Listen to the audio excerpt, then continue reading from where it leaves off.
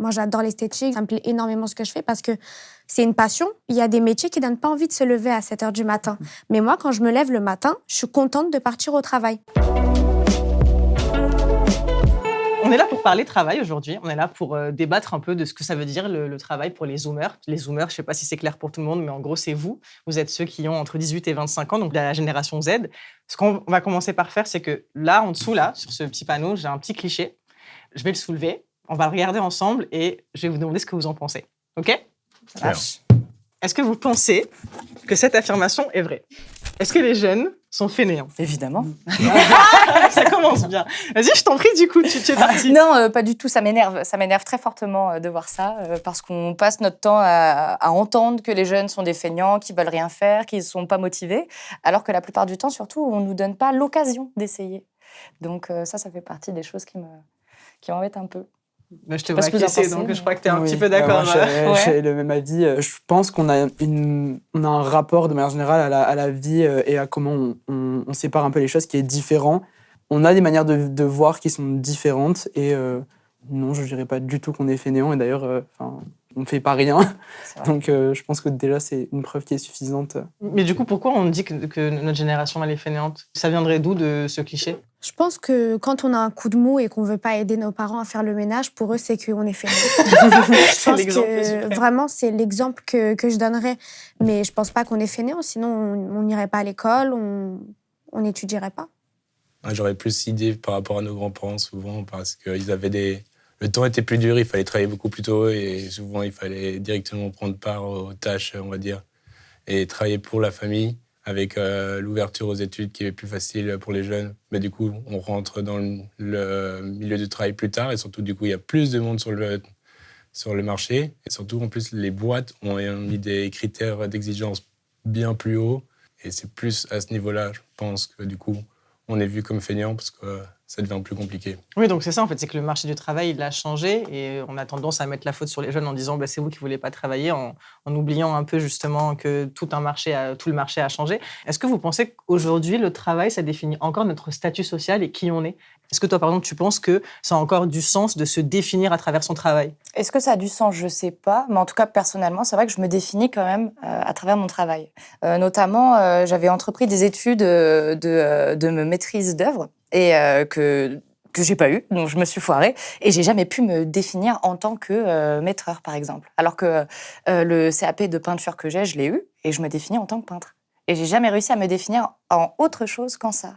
Donc, je pense que le stigma, il est vraiment ancré assez profond. Et puis, un enjeu particulier, c'est que tu travailles dans le BTP. J'imagine qu'en tant que femme, c'est aussi une espèce de fierté de revendiquer que tu travailles dans le BTP et tu as envie de l'affirmer en disant c'est pas qu'un métier d'homme. Enfin, en tout cas, c'est ça, qu'il n'y ait pas de différence entre les hommes et les femmes. Et que c'est pas parce que tu as un attribut masculin que tu vas mieux travailler ou pas. Et ainsi de suite. Et ça, c'est vrai que c'est une petite fierté. Donc, en tout cas, pour moi, ça joue quand même beaucoup dans ma vie et je m'épanouis beaucoup plus depuis que je fais ce métier que mon ancien métier, par exemple. Et je suis fière de dire qu'aujourd'hui, j'ai monté mon entreprise et j'en vis, quoi. Mais en plus, ça, c'est un truc que vous avez un peu en commun, parce que toi, Noël, du coup, t'es sage-femme. Donc, du coup, c'est intéressant de voir à quel point la façon dont vous avez abordé le travail, c'est de se dire, je vais dégenrer la profession, c'est-à-dire je vais considérer que tous les métiers sont exerçables par tout le monde. C'est quoi un peu, toi, ton approche ? Est-ce que c'est un statut qui est important pour toi ? Oui, après, est-ce que je dirais que je l'ai fait pour dégenrer la profession ? Peut-être pas. Je l'ai fait d'abord parce que ça me plaisait. Après, oui, je me définis comme étant étudiant sage-femme parce que, en fait, de manière générale, c'est mes études, c'est mon quotidien, donc je suis étudiant sage-femme. De là à dire que ça définit mon statut social, peut-être pas. Je suis d'accord sur le fait que ça définit une partie de notre statut, mais pour moi, c'est un peu un mélange de tout, de plusieurs choses différentes. Je dirais plus que je suis content d'être un homme en sage-femme parce que ça permet aussi de montrer à des personnes qui pourraient peut-être se limiter au fait que on ne peut pas le faire parce qu'on est un homme, que oui, effectivement, c'est ouvert à tout le monde et c'est pas parce qu'on est un homme qu'on est moins bien ou mieux d'ailleurs. Je dirais pas que c'est ma mission principale, mais si ça peut servir, tant mieux. Mais je pense que ça a forcément cet effet-là. Ouais. Oui. Tu te prends des remarques par rapport à ça ? En vrai, c'est plutôt positif que ce que j'ai comme remarque en général. D'ailleurs, au contraire, j'ai tendance à penser que c'est un peu trop positif dans le sens où on va beaucoup me valoriser parce que je suis un homme étudiant sage-femme et qu'il n'y en a pas beaucoup. Et du coup, souvent, on est très content en mode « Ah, trop bien !» Et je ne suis pas moins pire qu'un autre. Mais oui, j'en ai eu quelques-uns. Mais en vrai, pas tant que ça. J'ai eu beaucoup plus de retours positifs que de retours négatifs en général. Vous êtes d'accord avec ce qu'elle dit, c'est-à-dire que le travail, c'est quand même un marqueur très important dans notre vie, dans la manière dont on se définit. C'est comme ça qu'on existe dans une société, c'est à travers le métier qu'on fait. Je pense pas qu'on existe à travers son métier. Après, par contre, travailler permet aussi de donner du sens à, on va dire, à la vie d'une certaine manière. Mais par exemple, en finance, le métier donne un statut social, caractérise la personne d'une certaine manière, mais d'une autre manière, non, parce que souvent, les personnes qui travaillent en finance, on ne va pas se mentir, sont vues quand même de manière assez péjorative, surtout dans les films ou quoi. Souvent, c'est quelqu'un d'assez condescendant, arrogant, et c'est pas pour autant que les personnes sont comme ça. Après, il y a eu certains films qui ont un peu plus fait la chose. On n'y pense pas du tout. Je vais pas les nommer, mais on voit très bien lesquels. Est-ce que DiCaprio a un peu participé à ça? Non. Et toi, du coup, est-ce que tu penses que le travail, c'est quelque chose de fondamental pour se définir dans une société, pour définir son statut? Pour moi, je pense que oui. Après, je pense que la génération d'aujourd'hui, que ça soit les jeunes aussi, je pense que les jeunes pensent surtout, oui, je m'en fiche de ce que je travaille tant que je gagne beaucoup d'argent. Je pense qu'il y a aussi beaucoup cette vision des choses. Mais moi, personnellement, moi, j'adore l'esthétique, j'adore travailler avec des personnes, communiquer. Et je vais pas dire que j'ai un très grand salaire, mais moi, ça me plaît énormément ce que je fais parce que c'est une passion. Ça me représente totalement, vraiment. Oui, tu veux dire qu'en fait, on ne choisit pas nos métiers forcément par hasard. Il y a aussi un lien avec nos personnalités. C'est quelque chose qui nous passionne, au final, les métiers qu'on fait. Il y en a, du coup, qui le font pour avoir de bons salaires. Mais je pense qu'il y a nous qui le font parce que ça nous plaît et ça nous donne envie de le faire parce que il y a des métiers qui ne donnent pas envie de se lever à 7 heures du matin. Mais moi, quand je me lève le matin, je suis contente de partir au travail. C'est ça la différence, je pense. Je suis tout à fait d'accord. En plus, Félicitations, parce que c'est pas donné à tout le monde.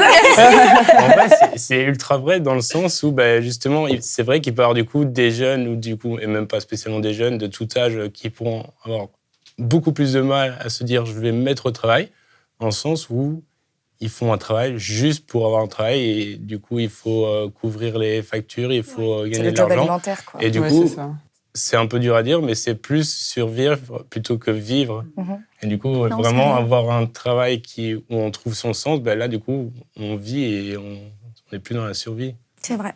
C'est un peu dur à dire, mais... Ouais, c'est vrai. Moi, je suis d'accord parce que dans le sens, déjà, pour nos études, on a tous un peu fait des jobs alimentaires, justement, ce qu'on appelle des jobs alimentaires pour payer le loyer, etc. Mais j'ai un peu, je sais pas ce que vous en pensez, mais j'ai un peu un problème avec ce mot parce qu'il y a des jobs alimentaires qui sont les jobs de tous les jours de plein de gens. Du coup, ma question, c'est est-ce que vous n'avez pas l'impression qu'il y a encore des métiers qui sont trop dévalorisés aujourd'hui et qui, du coup, font un effet repoussoir pour ceux qui vont, en fait, l'exercer toute leur vie? C'est pour ça que je me permets la question. Mon père travaille dans le BTP, il est maçon. Ouais. Et c'est vrai qu'il y a un rapport parfois de classe qui est assez brutal. Il y a des gens qui peuvent pas te respecter parce qu'ils considèrent que les métiers qui valent quelque chose, c'est des métiers intellectuels, tu vois, des métiers un peu où il faut faire des bacs plus 5 et il y a une espèce de dépréciation pour ce savoir. Est-ce que toi, tu as ressenti ça? Est-ce que tu le ressens? Que c'est encore des métiers qui ne sont pas respectés pour ce qu'ils sont?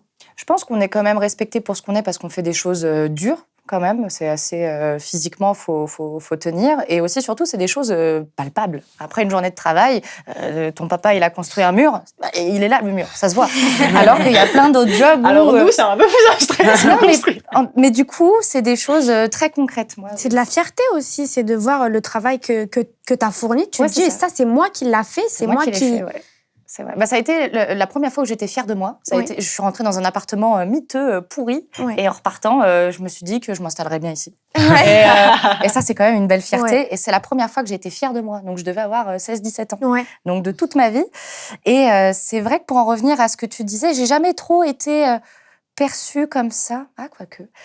Alors moi, mon papa est médecin. Et donc, je suis partie en CAP. Et quand je faisais mes études de technicien d'études bâtiment, on m'a déjà dit, mais tes parents, ils n'ont pas honte que tu fasses un CAP? Donc, il y a quand même dans la société ce rapport de classe dont on parlait tout à l'heure. Après, c'est pas forcément tout le monde, je dirais. Il y a des gens qui ont une forte estime d'eux et qui ont tendance à rabaisser les autres pour s'élever. Mais il n'y a pas que des gens comme ça. Donc, j'ai été confrontée à ça.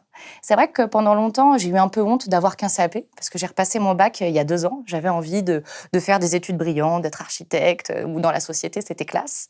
Et aujourd'hui, j'ai réussi à m'affranchir de ça. Donc, il y a... Est-ce que c'est qu'un rapport à moi ou est-ce que c'est un rapport à la société? Je pourrais pas te dire, mais en tout cas aujourd'hui, je suis fière de ce que je fais. Et même si j'ai pas fait d'études, et même si j'ai même pas eu mon bac, là je m'en fous, je suis bien dans mes pompes. Donc je pense qu'il y a Il y a quand même des rouages qui se mettent en place. Moi qui est en bac pro, qui a fait que des bacs pro, c'est vrai que mes amis qui viennent tous de passer leur bac, qui sont en général, pour eux, être en voie professionnelle, pour eux, ils te voient vraiment plus bas, en fait. Ils se sentent... ouais, c'est ça. Être en bac pro, c'est qu'est-ce que tu vas faire, quoi. T'es perdu dans ta vie, tu sais pas ce que tu veux faire et du coup, t'es parti en pro. Alors que c'est pas du tout le cas, on est juste là. Après, moi, mes amis comprennent totalement, mais c'est vrai que les autres, ceux qui viennent de passer leur bac, ils se disent « Ouais, mais toi, tu vas avoir quoi comme diplôme ? T'auras pas de bac général, t'auras pas... » Après, moi, ça me dérange absolument pas. J'ai mon brevet des collèges. C'est ce que j'ai pu avoir. Et je pense qu'il faut arrêter de dire que être en voie professionnelle, c'est plus nul qu'être en général parce que c'est pas le cas.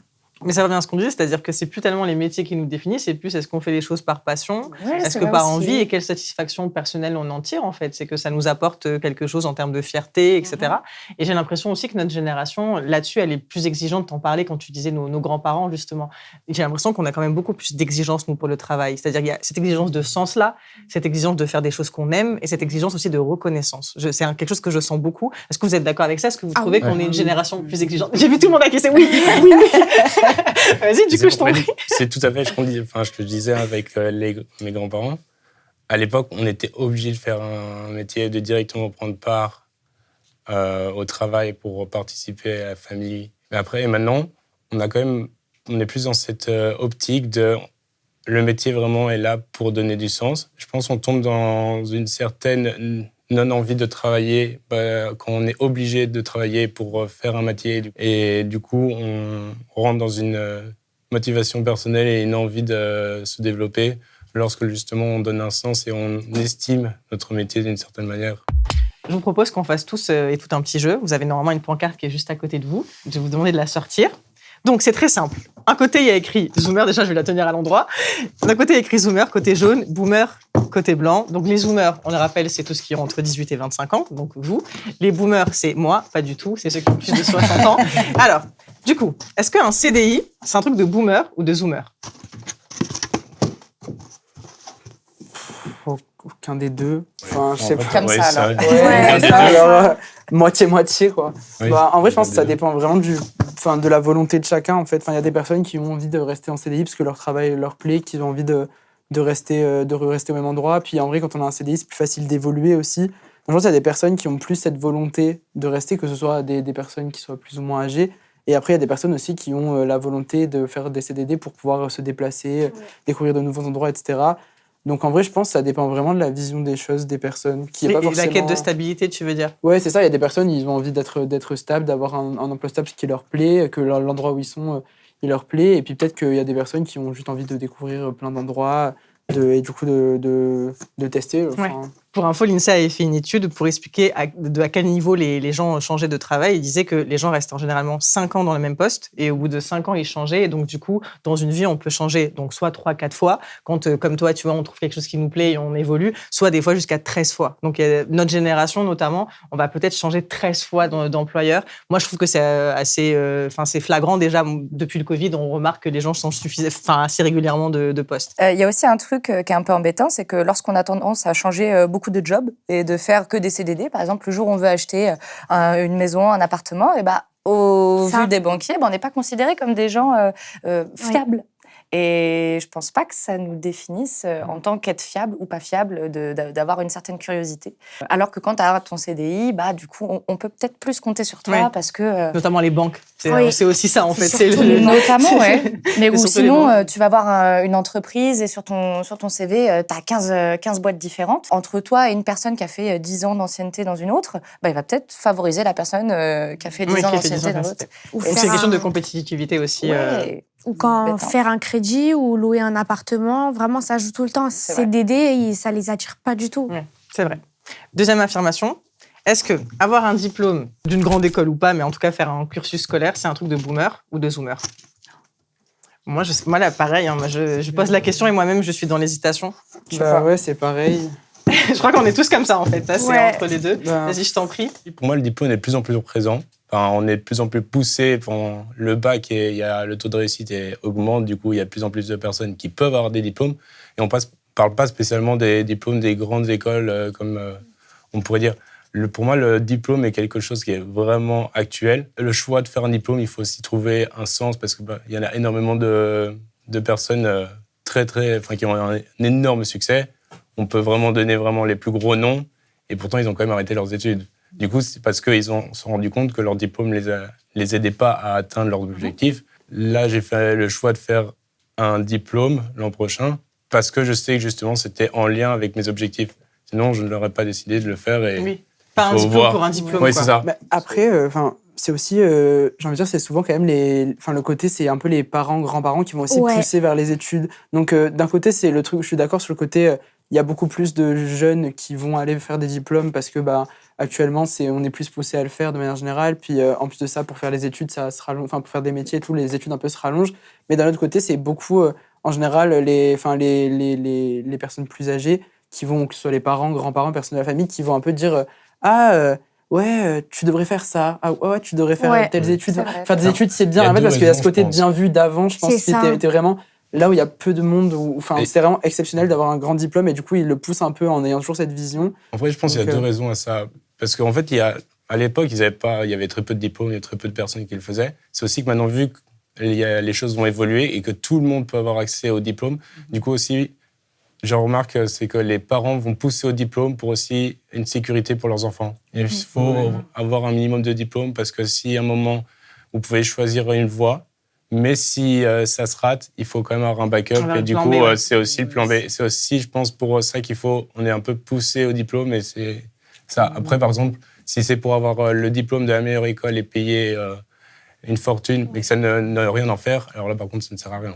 Et pour moi, ça, c'est vraiment un truc un peu boomer, justement, de dire, en fait, fais un diplôme parce que tu as un backup. En fait, t'es pas obligé d'avoir un diplôme pour avoir un backup. Précisément, qu'est-ce qu'on appelle diplôme? C'est pas parce que tu as fait 3 ans d'études que derrière, tu auras un meilleur backup que quelqu'un qui a fait un CAP esthétique, qui a fait un bac pro mécanique, qui a fait... En fait, pour moi, ça n'a pas trop de sens, ce truc de dire, oui, va faire des études et c'est sûr que tu auras un backup derrière. C'est pas vrai. Il y a des personnes qui sortiront de licence, qui auront plus de mal à trouver de travail que des personnes qui ont fait. Qui ont un truc très spécialisé, comme par exemple les plombiers, les métiers qui sont très spécialisés. Oui. Ne pas compter ses heures de travail, est-ce que c'est un truc de boomer ou de zoomer?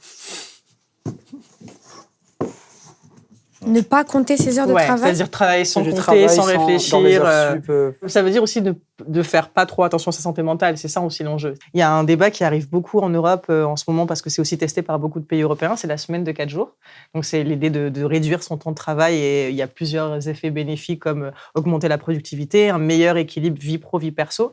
Et d'ailleurs, moi, je pense que c'est vraiment l'enjeu générationnel, c'est qu'on demande dans nos métiers, peu importe ce qu'on fait comme métier, un meilleur équilibre. Est-ce que toi, c'est quelque chose avec lequel tu es d'accord d'avoir un meilleur équilibre entre vie privée ou vie perso, ou est-ce que pour toi, il faut accepter de sacrifier une partie de sa vie personnelle pour le travail? Ça dépend du choix, en fait, toujours. Parce que là, pour l'instant, moi, je suis prêt à sacrifier pour arriver à certains objectifs, pour arriver à un certain niveau où je sais justement que là, je pourrais faire mes choix et que je continuerai à pouvoir évoluer et on me laissera plus de liberté. Justement, je pourrais avoir cette liberté autant sur le côté professionnel que famille.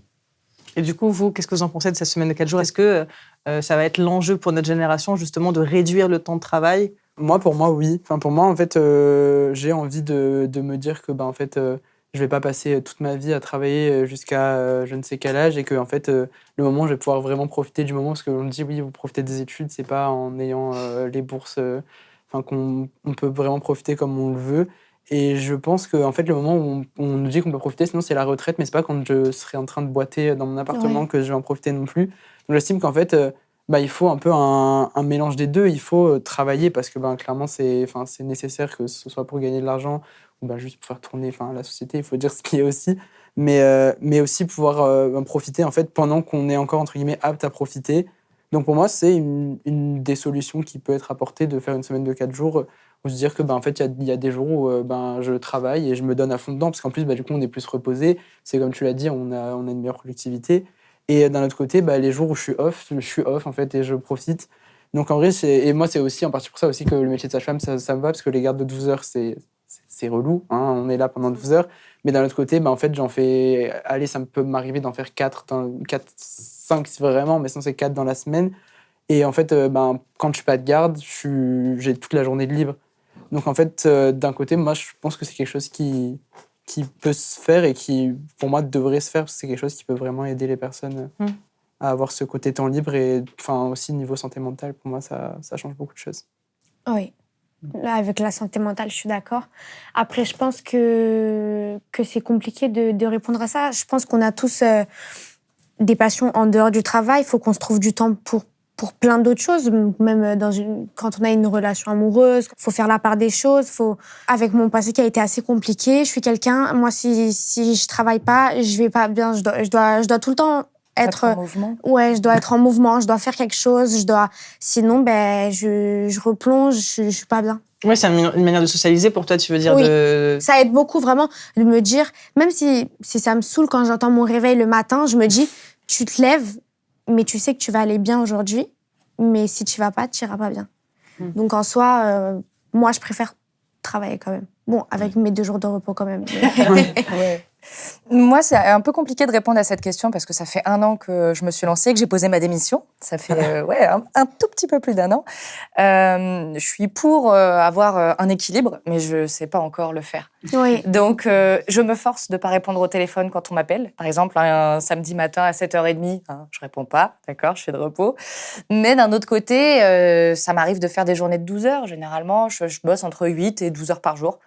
Après, ma philosophie de vie, c'est tant que j'ai la pêche et que je peux le faire, je le fais. Quitte à bosser comme ça les 10 prochaines années de ma vie. Mais si après, je peux être plus tranquille, pourquoi pas. Donc, je te rejoins un petit peu dans ce que tu disais. Sacrifier un moment pour arriver. De donner le paquet en termes d'efforts maintenant. Et par la suite, le jour où la santé ira pas bien, parce que moi, mon job, je sais que je pourrais pas le faire toute ma vie. Porter des pots de peinture de 25 kilos à 5 étages, machin, tout ça, je le ferai pas toute ma vie. Peut-être qu'un jour, je serai maman. Peut-être que... Se donner plus pour pouvoir plus vite profiter. Ouais, c'est ça. Je le vois vraiment comme le fait de... Je construis ma petite entreprise, ma petite vie et j'espère par la suite avoir des jours plus tranquilles. Mais je pense pas que ce soit maintenant qu'il faille ralentir, en tout cas. Ouais. Parce que c'est le c'est maintenant début. qu'il faut se donner. En vrai, moi, je trouve c'est un peu la même vision des choses, dans le sens où on veut quand même un peu réduire ce côté vraiment de temps de travail, parce qu'en fait, au final, là, c'est un peu tout le temps pareil. Mais pour moi, je me dis... En fait, chaque moment de la vie est un moment différent que chaque personne doit vivre aussi. Et pour moi, ça résout pas trop le problème, dans le sens où, en fait, au début, tu vas tout donner. Et en fait, du coup, tu profites pas du moment où tu es un peu jeune. Et alors qu'en fait, pour moi, par exemple, la semaine de 4 jours, en fait, tu profites un peu de tous les moments de la vie, que ce soit quand là, tu es encore jeune, tu vas aller voir tes amis, aller en terrasse, je sais pas quoi. Puis après, quand tu seras peut-être, comme tu dis, maman, papa, faudra peut-être aller voir le spectacle de son fils ou de sa fille à la danse. Et un peu, en fait, c'est des trucs, chaque moment en fait, de la vie a des trucs à vivre. Et pour moi, le fait de se dire, justement, je condense tout au début et après, en fait, c'est un peu perdre un moment, tu vois. Ouais, je sais pas. Je suis d'accord avec ce que tu dis. Après, ça dépend surtout des cadres. Ouais, tu vois, moi, par exemple, je suis entrepreneur. Si je me dis que je bosse que 4 jours par semaine, le chantier, il va durer trop longtemps et ça sera pas rentable. Donc, ça dépend aussi d'où tu te places. Mais en soi, je serai à ta place, je voudrais la même chose que toi. Je veux la même chose pour moi, mais malheureusement, pour faire des sous, donc là, t'es encore en faut construction de ton entreprise, de ta carrière, de ta réputation C'est aussi. ça. C'est-à-dire qu'on est dans des âges aussi où on prouve beaucoup de choses. Donc, tu voulais ajouter quelque chose ? Oui, c'est ça. En fait, il y a ce côté-là où on a besoin un peu de se réguler, mais on a aussi besoin d'arriver à certains objectifs. Du coup, on est obligé de se donner. Et puis après, il y a aussi un peu le côté, j'ai besoin de travailler pour un peu me réguler. En fait, j'ai une sorte de cycle où je dois bien manger, je vais bien travailler, et en fait, je vais avoir ces sentiments aussi de satisfaction à la fin de la journée. Ça me tient en fait à chaque fois en haleine et je veux continuer. Et parfois, je me dis, je suis prêt à chaque fois en fait à pousser un peu plus, mais je sais qu'il y a des moments où il faut faire attention. Du coup, je vous propose que chacun on fait un petit tour de table et vous dites chacun qu'est-ce que vous aurez comme solution à proposer pour améliorer le marché du travail pour la jeune génération. Je pense que tu peux commencer. Améliorer le marché du travail, je sais pas trop, mais en tout cas, pour intéresser les jeunes au travail, peut-être faire plus de stages, que le stage de 3e ne soit pas le seul à faire, que pourquoi pas, 1 fois par an, faire un stage et favoriser plein d'expériences. Oui, moi je rejoins assez sur ça. Pour moi, le côté orientation, c'est un truc essentiel, parce qu'en fait, si tu es bien orienté dès le début et que tu sais ce qui va te plaire, en fait, tu arriveras à t'épanouir dedans. Puis après, l'aménagement du temps de travail, de manière générale, comme on en a parlé tout à l'heure. Mais même dans les écoles, parler plus des métiers au lieu de vraiment tout le temps faire les matières de base, qu'on inclut parler un peu des métiers, de la vie future, de ce qu'il y aura après le brevet, de ce qu'il y aura après le bac. Enfin, c'est important d'en parler et de préparer aussi les jeunes à ça. Non, je suis d'accord. En vrai, moi, j'allais dire les stages parce que justement, en Belgique, c'est pas du tout poussé. Je me suis forcé à en faire déjà 2 et je voudrais en faire plus. Mais aussi, en vrai, c'est ça, être plus conscient des métiers parce qu'il y a un nombre de métiers qu'on n'a aucune idée qui existent et c'est surtout ça aussi. En tout cas, ça a été un plaisir d'échanger avec vous 4. Oui. Franchement, c'était hyper intéressant d'avoir vos points de vue différents, vos carrières très différentes aussi. Donc, ce que je vous propose, c'est qu'on se retrouve dans 5 ans pour voir où vous en êtes chacun dans vos métiers. Mais en tout cas, merci beaucoup. C'était trop cool. Et très bonne continuation à vous. C'était chouette de vous rencontrer.